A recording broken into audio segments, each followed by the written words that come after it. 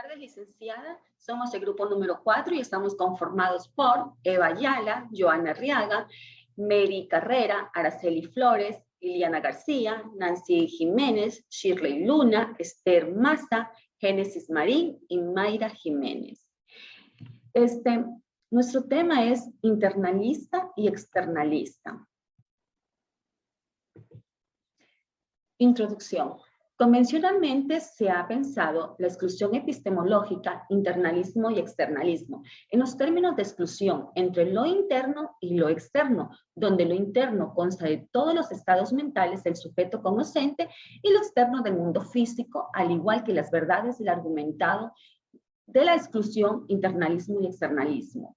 En la magnitud en que se basa alguna iniciativa de ingreso de los estados mentales internos y representante cognitivo no puede establecerse debido a que como desee que se defina esta iniciativa de ingresar algunas cosas que usualmente se ha considerado internas resultan ser externas y al contrario, el internalista acepta estas creencias que poseen buenas causas para ser verdaderas. Y en cambio el externalismo encuentra sus raíces y tendencias teóricas que van desde la fenomenología y la sociología descriptiva hasta el marxismo. Muchas gracias. La búsqueda de las leyes invariantes de Comte. Augusto Comte, el precursor de la sociología, fundó la ley de los tres estadios basado en un estadio biológico, metafísico y científico. En el primer estadio, en el cual todo lo que sucede dentro de la sociedad y la naturaleza tiene una explicación más sobrenatural, es decir, se le otorga a cuestiones divinas. En el estadio metafísico significa que ya el ser humano comienza a cuestionarse del porqué de las cosas. En el último estadio, el científico, todo el conocimiento ya está fundamentado en lo que es la observación y la experimentación en busca de la verdad. La explicación dialéctica de Marx. Carlos Marx funda el marxismo, en el cual clasifica la sociedad en dos grandes grupos. Uno de ellos es el proletariado y la otra es la burguesía. Como pueden observar en este gráfico, el proletariado está compuesto por un conjunto de trabajadores u obreros quienes vendan su oferta de trabajo a la burguesía, que es la clase opresora como tal. Ellos compran esta fuerza de trabajo para poder tener más poder y prestigio. Y en cambio el proletariado vende esa fuerza, sea física o sea mental. 3. La explicación por causas de Durkheim. Emil Durkheim fue un filósofo sociólogo inglés considerado uno de los padres de la sociología. Entre sus obras más importantes están La división del trabajo social, que es la integración del ser humano a la sociedad y su entorno por medio de la solidaridad y de la educación, es decir, el cómo el individuo se integra a un rol funcional en la sociedad. Las reglas del método sociológico. Se refiere al hecho social, que es todo lo que se encuentra externo al individuo, su contexto y la sociedad, y no a la psicología subjetiva, sino más bien a la forma de sentir, actuar externa del sujeto. La del suicidio se da debido a los núcleos sociales que son la religión, la política y la familia. Para Durkheim, de esto se derivan los tres tipos de suicidas. El egoísta, que es por problemas sociales, económicos, de empleo y familiares. El altruista es el que se sacrifica por un bien en común. Y el anónimo es el que se siente rechazado por la sociedad. Karl Popper comenzó en el esfuerzo del siglo XX para construir un concepto completo de interpretación científica. Fue rechazada de la idea de que la tarea de la filosofía científica proporcionada clarificación o aclaración de la filosofía. Popper reconoce que si hay un método que puede tener puntos salientes, aunque no sea exclusivo de la filosofía, es el método de la discusión racional, es decir, del planteamiento de un problema tan claro y preciso como sea posible hacer un examen serio. Esto se debe a que, entre otras cosas, de la razón, porque la exactitud o precisión siempre van asociadas a un objetivo concreto, como por ejemplo la resolución de un problema. En su lugar, concentrarse en el problema de la interpretación científica como parte de una respuesta a la pregunta por el fin y finalidad a la ciencia empírica. La explicación deductiva de Karl Popper. Se dice que fue el pionero del modelo de jurisprudencia. deductiva, y algunos insistieron que era el profesor Verdugo en 1996. También se dice que Popper pasó su vida compartiendo y defendiendo uno de los argumentos más poderosos del positivismo lógico. La explicación sociológica de Verdugo, de 1930 al 2002, aunque actualmente figura como sociológico, podemos considerarlo como su formación y sus aportes en diversas disciplinas como antropólogo, etnógrafo, filósofo, educador, historiador también, y lingüística y geógrafo.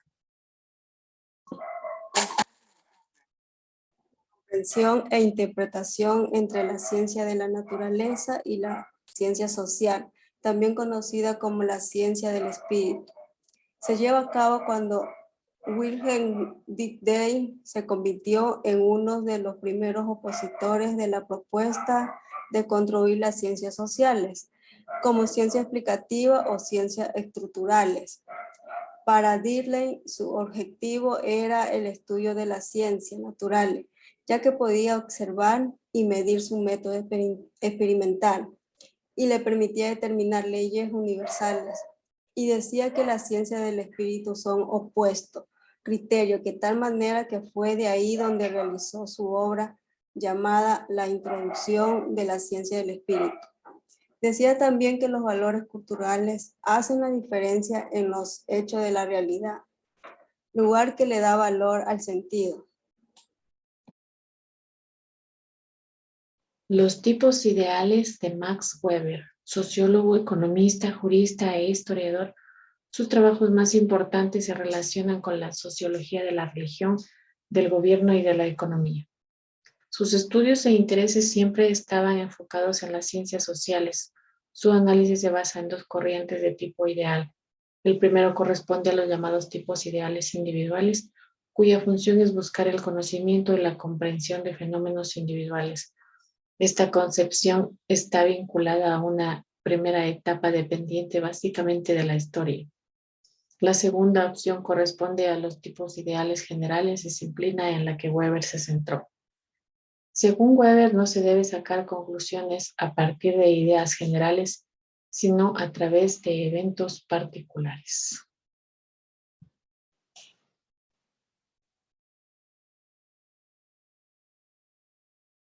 Les empezaré hablando sobre el mundo de la vida de Schutz y la filosofía de las ciencias humanas de Goldman. Schutz nació en 1899 en Viena. Fue al ejército puesto que era la Primera Guerra Mundial y estudió Derecho. Una de sus obras más importantes fue la construcción significativa del mundo social. Se centró mucho en buscar soluciones a los problemas sociales y esto hizo que poco a poco empezara a comprender las vivencias de los demás antes que las suyas. Por otra parte, el trabajo de Goldman se enfoca en las relaciones entre la filosofía y las ciencias humanas.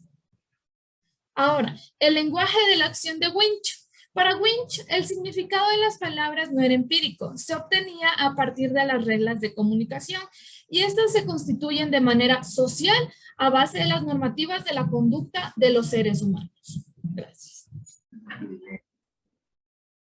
Podemos definir la hermenéutica como el arte de la interpretación y que a su vez es usada para analizar textos, hechos y acontecimientos.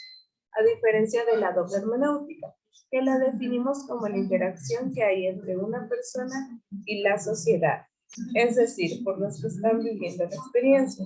Entonces, el objeto de estudio será la gente. Y para poder conocer bien, se debe interpretar todas las interpretaciones existentes. Blumer fue el que se encargó de infundir el interaccionismo simbólico en la cual se basaba en tres cosas. Las conductas derivadas de la relación entre individuo y objetos. El significado de las cosas para el sujeto depende de la interacción social y los significados dependen de la experiencia del mismo. Siempre la interpretación se da enfocándose del punto de vista del actor, ya que es objetivo, y esto se puede evidenciar al estudiar el comportamiento del grupo.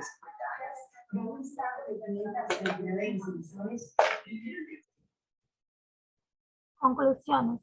Tradicionalmente se piensa que la distinción epistemológica entre internalismo y externalismo es la distinción entre el interior y el exterior, donde el interior consiste en todos los estados mentales del sujeto cognoscente y el exterior también es la verdad del mundo físico como las matemáticas y la lógica. La distinción internalista, externalista en epistemología ha sido ampliamente discutida en las últimas décadas. Los internalistas afirman que los agentes cognitivos deben tener acceso inmediato a todas las condiciones necesarias y suficientes que lo determina la legitimidad de sus creencias. Los externalistas, por otro lado, argumentan que los agentes cognitivos no necesitan acceso inmediato a todas estas condiciones, bajo las cuales el acceso inmediato es un evento de estado de cosas. Casi siempre significa que el contexto de esta discusión, si ese evento ocurre, nosotros debemos saber qué esperar y viceversa. Uno de los puntos de discusión entre estas dos posiciones es que los externalistas hacen cognitivamente demostrativa la estructura causal del mundo, incluso si el sujeto cognitivo no tiene acceso directo a ella. Los internalistas, por su parte, insisten en que el sujeto debe tener acceso inmediato a todo lo que permita probar cualquiera que sea sus creencias, por lo que los hechos y eventos del mundo físico no pueden ser parte de la prueba porque no son intrínsecos a nuestros pensamientos y por lo tanto no son inmediatamente accesibles. La idea básica que distingue al externalismo del internalismo es que los externalistas no insisten en que todas las condiciones que determinan la legitimidad de las creencias de una persona implican necesariamente en el estado mental de esa persona. Los internalistas, por su parte, creen que todas las condiciones que determinan la legitimidad están relacionados con estados mentales en los que el sujeto puede prescindiblemente entrar inmediatamente. Muchas gracias.